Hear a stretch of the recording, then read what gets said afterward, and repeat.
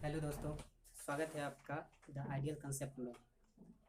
जैसे कि आप लोग जानते हैं, पूरे भारत में लॉकडाउन चल रही है, जिसकी वजह से आप लोग का पढ़ाई बंद है। इसको देखते हुए आइडियल कोचिंग सेंटर ने ये निर्णय लिया है कि आप लोग को ऑनलाइन ही पढ़ाया जाएगा। तो आज फिजिक्स क्लास होगा। फिजिक्स के बारे में बेसिक हमने बताया था आप लोग को 2 क्लास में, फिजिक्स के बारे में कि फिजिक्स क्या होता है, इसका क्या उपयोगिता है, ये सब के बारे में। आज पहला चैप्टर स्टार्ट करते हैं, प्रकाश का परावर्तन, रिफ्लेक्शन ऑफ लाइट।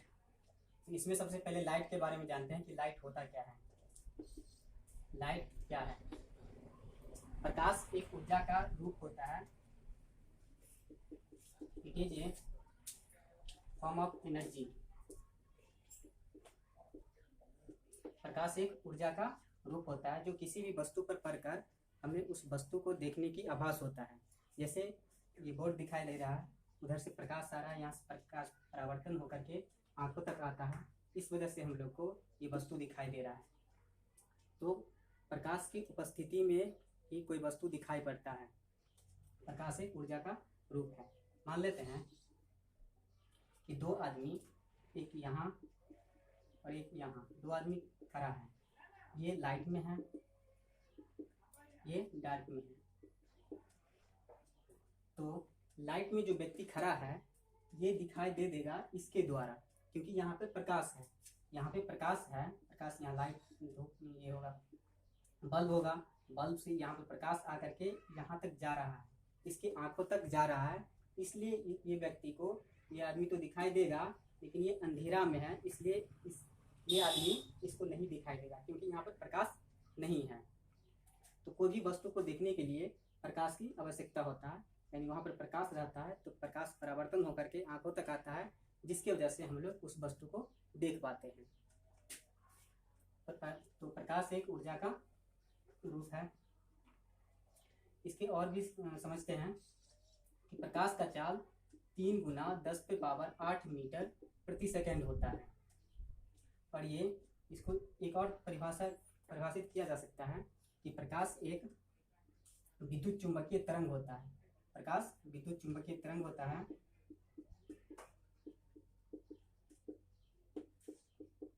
तरंग के बारे में 9th क्लास में आप लोग को पढ़ाए थे साउंड चैप्टर में कि तरंग क्या होता है। हल्का ये बता देते हैं कि तरंग 2 प्रकार का होता है। एक यांत्रिक तरंग, दूसरा होता है विद्युत चुंबकीय तरंग।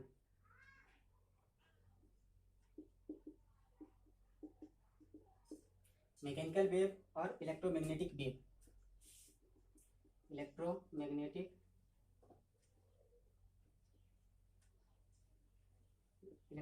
वेव।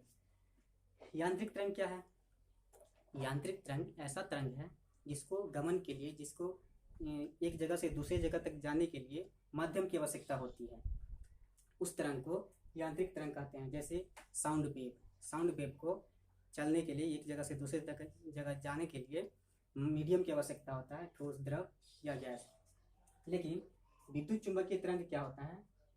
ये माध्यम में भी चल सकता है, बिना माध्यम में भी चल सकता है। ऐसा तरंग होता है जो जिसको गमन के लिए माध्यम की आवश्यकता नहीं होती है। जैसे में इसका उदाहरण हो जाएगा, इसका उदाहरण तो हो गया साउंड, इसका हो गया लाइट। तो लाइट भी एक तरंग है, एक वेव होता है जो इलेक्ट्रोमैग्नेटिक वेव होता है। इसके गमन के लिए माध्यम की आवश्यकता नहीं होता है। जैसे सूरज से यहाँ पृथ्वी पर प्रकाश आता है तो बीच में वैक्यूम है, फिर वायुमंडल में आता है, तो बिना मीडियम है ऊपर, फिर वायुमंडल वायु का माध्यम है, इसके बाद यहाँ पृथ्वी तक आता है। इसको माध्यम की आवश्यकता नहीं भी रहता है, फिर भी ये एक जगह से दूसरी जगह तक आ सकता है। तो वेव, लाइट एक वेव ही होता है, तरंग होता है, विद्युत चुंबकीय तरंग, जिसको गमन के लिए माध्यम की आवश्यकता नहीं होता है। उसके बाद आप समझिए कि जो हम लोग लाइट देख रहे हैं, ये सब सिर्फ इतना ही लाइट नहीं है, ये सिर्फ लाइट का एक छोटा सा भाग है, विजिबल लाइट है, यानी दृश्य प्रकाश है। इसके अलावा भी बहुत लाइट होता है। कौन कौन होता है? जैसे देख लीजिए, कॉस्मिक किरण हो गया, कॉस्मिक रेज, और होता है गामा किरण,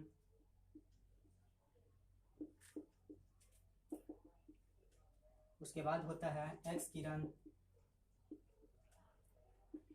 उसके बाद होता है अल्ट्रावायलेट रेज, इसको हमने पराबैंगनी किरण,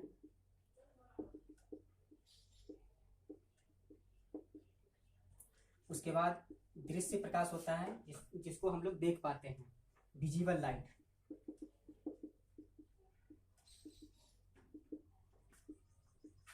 दृश्य प्रकाश, इसके अलावा भी होता है इंफ्रारेड यानी अवरक्त किरण, इसके अलावा माइक्रोवेव,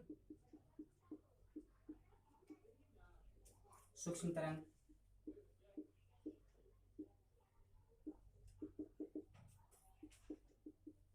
उसके बाद रेडियो वेव भी होता है,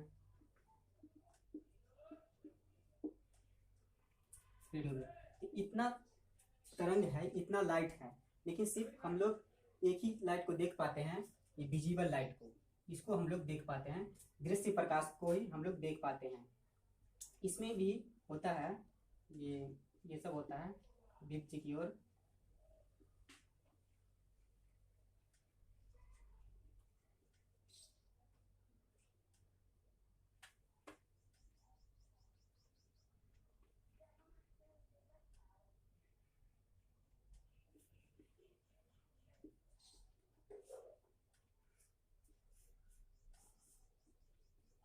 सात किरण होता है बिजली की ओर। यानी यहाँ पे देख लीजिए, यूवी रेज है, अल्ट्रावायलेट किरण है, पराबैंगनी किरण है, यानी बैगनी से ऊपर का रेज है, और यहाँ पे लास्ट में रेड है यानी लाल, तो यहाँ इंफ्रारेड है यानी रेड से कम है।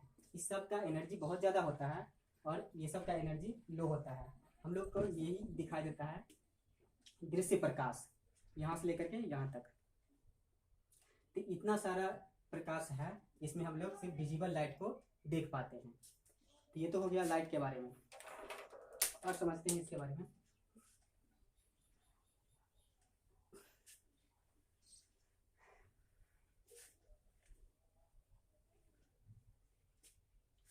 अब सोर्स ऑफ लाइट, प्रकाश का स्रोत क्या होता है?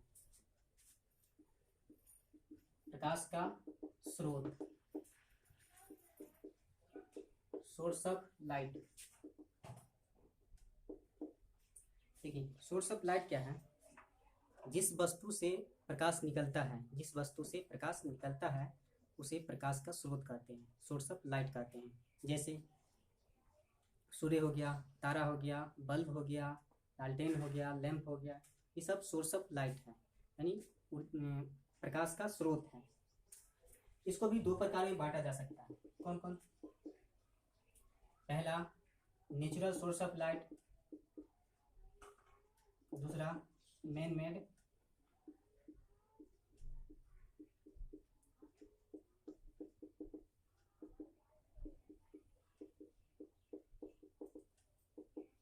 यानी प्राकृतिक प्रकाश स्रोत, प्राकृतिक प्रकाश, और मानव निर्मित।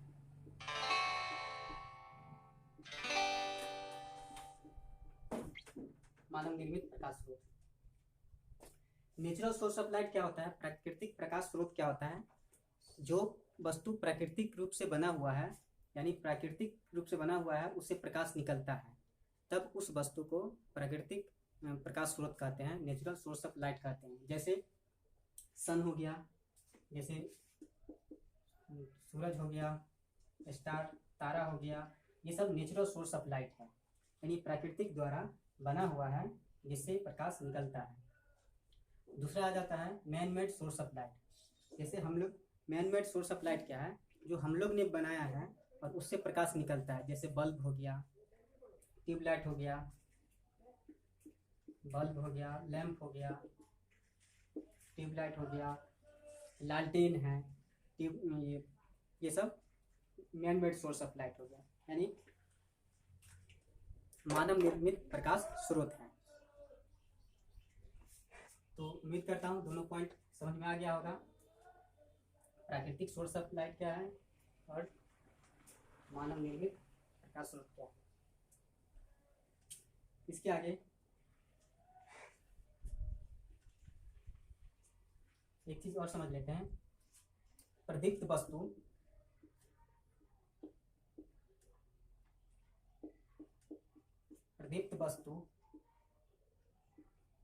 और एक होता है अप्रदीप्त वस्तु।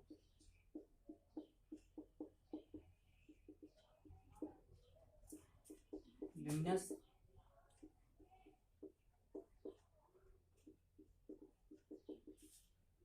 एक नॉन ल्यूमिनस ऑब्जेक्ट। ये क्या होता है? प्रदीप्त वस्तु वैसे वस्तु को कहा जाता है जिससे प्रकाश निकलता है। जिस वस्तु से प्रकाश निकलता है उस वस्तु को प्रदीप्त वस्तु कहते हैं, और जिस वस्तु से प्रकाश नहीं निकलता है उसे अप्रदीप्त वस्तु कहते हैं। जैसे बल्ब से प्रकाश निकलता है, प्रदीप्त वस्तु हो गया। सूरज से प्रकाश निकलता है, प्रदीप्त वस्तु हो गया। जैसे स्टार से, तारा से, ये सब प्रदीप्त वस्तु हो गया। जो जिससे प्रकाश निकलता है और जिससे प्रकाश नहीं निकलता है उसे अप्रदीप्त वस्तु कहते हैं। जैसे मार्कर हो गया, बोर्ड हो गया, ये सब लकड़ी हो गया, ये सब से प्रकाश नहीं निकलता है, इसलिए अप्रदीप्त वस्तु कहा जाता है। जैसे चांद है, चांद भी अप्रदीप्त वस्तु हो गया, क्योंकि हम लोग इसमें हम लोग चांद से जो प्रकाश आते हुए देखते हैं उसमें चांद से नहीं आता है, सूरज से प्रकाश चांद पे आकर के टकरा करके, जैसे ये चांद है, मून है, यहाँ पे सन है, सन से प्रकाश आकर के यहाँ से परावर्तन हो करके यहाँ पे पृथ्वी है, पृथ्वी पड़ता है।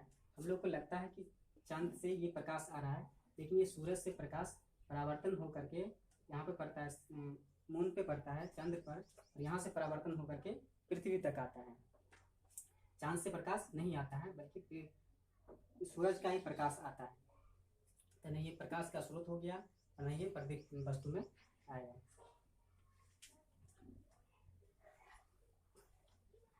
अगला पॉइंट समझते हैं। पारदर्शी वस्तु, अपारदर्शी वस्तु क्या होता है? एक परिभाषा।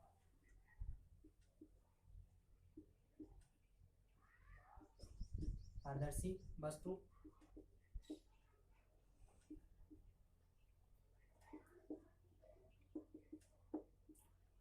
अपारदर्शी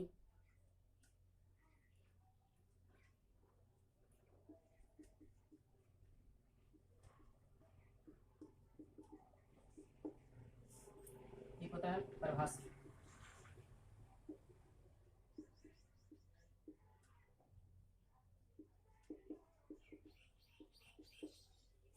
देखिए पारदर्शी वस्तु क्या होता है? जिस वस्तु से प्रकाश आर पार हो जाता है, यानी जिस वस्तु से हम इस पार से इस पार देख सकते हैं, वो वस्तु को पारदर्शी वस्तु कहा जाता है। जैसे कांच हो गया, पानी है, ये हवा हो गया, ये सब पारदर्शी वस्तु हो गया। और जिस वस्तु से प्रकाश आर पार नहीं होता है उसको अपारदर्शी वस्तु कहते हैं। जैसे दीवार हो गया, बोर्ड हो गया, पत्थर हो गया, लकड़ी हो गया, ये सब अपारदर्शी वस्तु है जिससे प्रकाश आर पार नहीं हो सकता है। एक और होता है परभासी वस्तु। परभासी क्या होता है? जिससे प्रकाश आंशिक रूप से यानी हल्का मात्रा में पार होता है, पूरा पूरा नहीं हो पाता है, लेकिन आंशिक रूप से प्रकाश इस पार से इस पार हो पाता है, इसको परभासी वस्तु कहा जाता है। जैसे घिसा हुआ कांच, तेल लगा हुआ कागज हो गया, ये सब परभासी वस्तु का उदाहरण हो गया। इसका उदाहरण हो गया कांच हो गया, वायु, पानी, ये सब। इसका लकड़ी, पत्थर इत्यादि। इसका तो वही घिसा हुआ कांच, तेल लगा हुआ पेपर, ये सब होता है। तो उम्मीद करता हूँ कि ये सब भी समझ में आ गया होगा। एक पॉइंट और देखते हैं।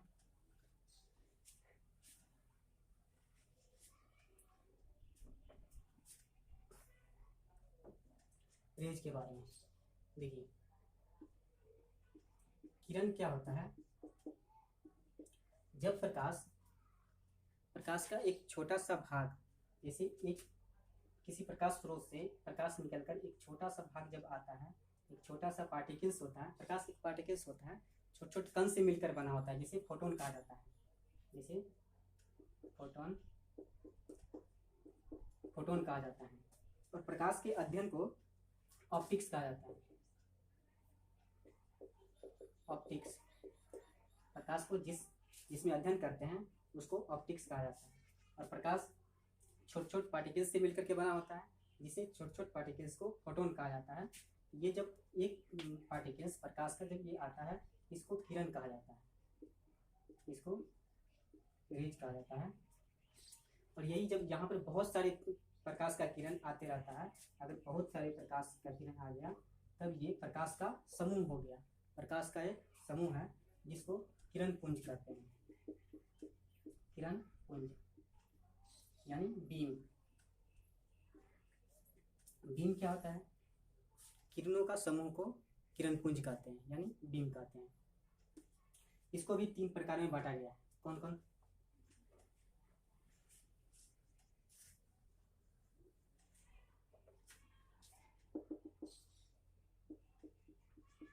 ग्रुप ऑफ रेज,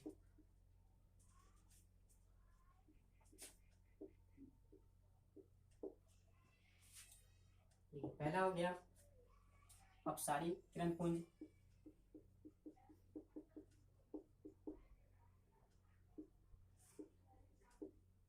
अपसारी किरण पुंज। दूसरा हो जाता है अभिसारी किरण पुंज,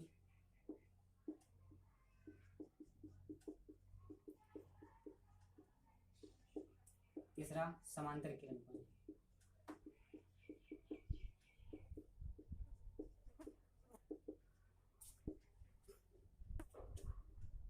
डाइवर्जिंग बीम,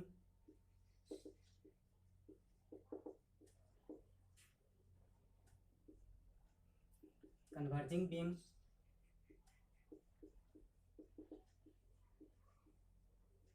और पैरेलल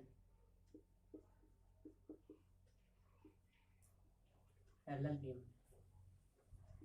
क्या होता है ये? देखिए, जब किसी प्रकाश स्रोत से प्रकाश निकलकर फैलते हुए चला जाता है, जब प्रकाश स्रोत से, मान लेते हैं ये प्रकाश स्रोत है, यहाँ से प्रकाश निकलकर फैलते हुए चला जाता है इस तरह से, ये किरण पुंज को अपसारी किरण पुंज कहा जाता है, डाइवर्जिंग बीम कहा जाता है। जैसे टॉर्च का लाइट हो गया, ये सब किसका उदाहरण हो गया? अपसारी किरण पुंज का। दूसरा है अभिसारी किरण पुंज। जब कोई किरण का समूह किसी बिंदु स्रोत से निकल करके, प्रकाश स्रोत से निकल करके जब एक जगह पर आ जाता है, एकत्रित हो जाता है, तो उस किरण के समूह को अभिसारी किरण पुंज कहा जाता है। जैसे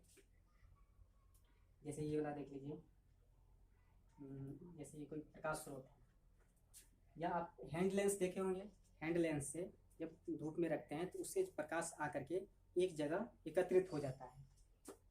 प्रकाश इस तरह से आ रहा है और एक बिंदु पर कहीं पे आकर के मिल जाता है इस तरह से, तो इस किरण पुंज को अभिसारी किरण पुंज कहा जाता है। जब किरण का समूह एक समांतर रेखा में चलते रहता है, तो ऐसे किरणों के समूह को समांतर किरण पुंज कहा जाता है। इसका उदाहरण क्या है? इसका तो उदाहरण टॉर्च हो गया, इससे प्रकाश निकल कर फैलते हुए चला जाता है। इसका क्या है? Hand lens. हैंड लेंस को जब धूप में रखिएगा तो ऊपर से तो प्रकाश, हैंड लेंस मान लेते ये है, ऊपर से प्रकाश आ रहा है, यहाँ से आने के बाद सभी एक जगह पे एकत्रित हो जाता है। यानी ये जो प्रकाश का किरण है, ये जो समूह है, किरण पुंज है, ये अभिसारी किरण पुंज का उदाहरण हो गया, क्योंकि ये सभी एक जगह पे एकत्रित होते जा रहा है। समांतर किरण पुंज क्या है? जब कोई प्रकाश स्रोत से प्रकाश निकलकर समांतर रेखा में गमन करता है, समांतर रेखा में चलता है, उस किरण पुंज को समांतर किरण पुंज, पैरेलल बीम कहा जाता है। इसका उदाहरण क्या है? इसका उदाहरण सूरज का प्रकाश। जैसे हम लोग को लगता है कि सूरज इतना छोटा है, उधर से प्रकाश इस तरह से आ रहा है, अपसारी किरण पुंज, लेकिन ऐसा नहीं है, क्योंकि इतना ना दूरी पर है, इसलिए हम लोग को लगता है कि छोटा है। पृथ्वी ये है और सूरज इतना बड़ा है। तो यहाँ से प्रकाश आकर के इस तरह से प्रकाश इससे पड़ता है। तो ये उदाहरण हो गया समांतर किरण की रेखा। जैसे कि सूरज का लाइट पृथ्वी पर इस समांतर रेखा में आता है, इसके लिए उदाहरण हो गया समांतर किरण का। ये हैंड लेंस का हो गया और ये टॉर्च और ये सब था लाइट का। ये था बेसिक प्रकाश के बारे में। इसके आगे कल बताएंगे प्रकाश परावर्तन के बारे में। प्रकाश का परावर्तन क्या होता है, इसका कितना नियम होता है। आज इतना ही रखते हैं, तो धन्यवाद।